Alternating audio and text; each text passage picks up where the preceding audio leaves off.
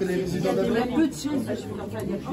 Allez-y, ceux qui veulent. Besoin de s'asseoir. Voilà.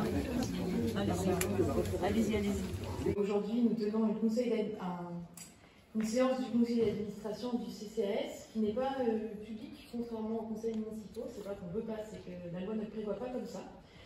Et qui n'a aucun objet, enfin aucun point à l'ordre du jour en lien avec la question de la résidence exécution.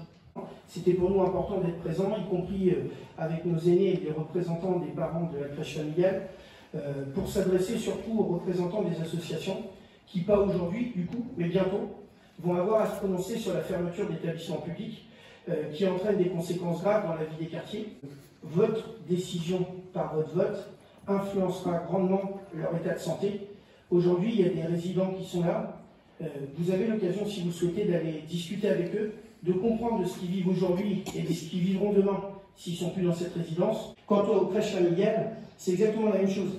La crèche familiale, en fait, on avait une répartition géographique dans tous les quartiers de Poitiers qui permettait à des gens de pouvoir faire garder leurs enfants près de chez eux. Je souhaite rappeler que des espaces d'échange existent avec les résidents, avec leurs familles, avec les agents, qui s'appellent les conseils de vie sociale, qui a été élargi à la demande des familles, que le dernier n'a pas pu se tenir, parce que nous n'avons pas pu accéder à l'espace de la réunion. Je respecter que de parler calmement. Je parle calmement, mais non, vous ne parlez pas calmement. Calmement, mais fort. Vincent, assieds-toi s'il te plaît et laisse-moi parler.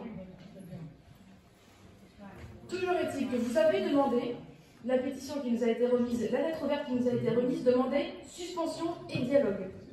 Aujourd'hui, il faut que le dialogue puisse se tenir. C'est pour mieux régner, c'est pas comme ça. Excusez-moi, vous avez demandé suspension et dialogue, tout ce que je demande c'est que le dialogue puisse se tenir. Mais si vous souhaitez vous maintenez la fermeture à ce moment-là, parce qu'il n'y a pas de dialogue si vous maintenez la fermeture. C'est la preuve par A plus B que vous demandez suspension et dialogue, on a suspendu, on ouvre le dialogue, on ne peut pas discuter. Pourquoi si c'est suspendu, il y a des entretiens annuels avec les résidents qui continuent? Pourquoi il y a des entretiens annuels avec nos collègues qui continuent alors que c'est soi-disant suspendu? Systématiquement à leur demande. Il y a